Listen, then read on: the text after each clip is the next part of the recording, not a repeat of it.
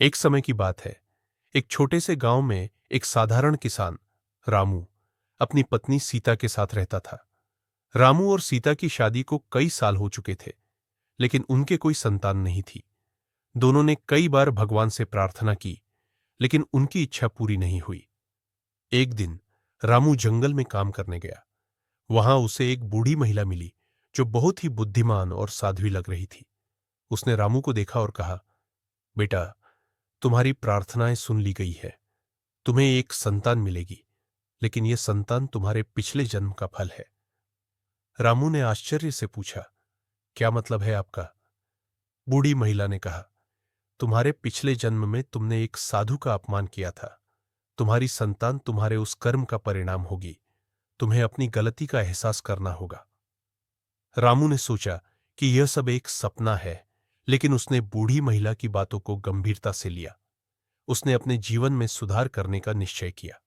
उसने गांव में सभी के प्रति दया और प्रेम से व्यवहार करना शुरू किया। धीरे धीरे गांव वाले भी उसकी अच्छाइयों को देखने लगे। कुछ महीनों बाद सीता गर्भवती हुई।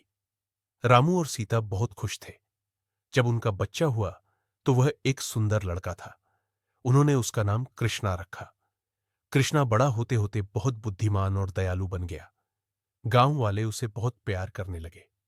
एक दिन कृष्णा ने अपने पिता से पूछा, पापा, मैं इतना खास क्यों हूं? रामू ने उसे अपनी कहानी सुनाई और बताया कि कैसे उन्होंने अपने पिछले जन्म की गलती को सुधारने की कोशिश की थी। कृष्णा ने कहा, तो क्या मैं भी अपने पिछले जन्म का फल हूं? रामू ने सिर हिलाया और कहा, हां बेटा, लेकिन याद रखो, हमें हमेशा अपने कर्मों का ध्यान रखना चाहिए। कृष्णा ने अपने पिता की बातों को ध्यान से सुना और अपने जीवन में अच्छाई और दया का मार्ग अपनाया। इस तरह रामू और सीता ने न केवल अपने पिछले जन्म का फल भोगा, बल्कि अपने बेटे के माध्यम से एक नई शुरुआत की।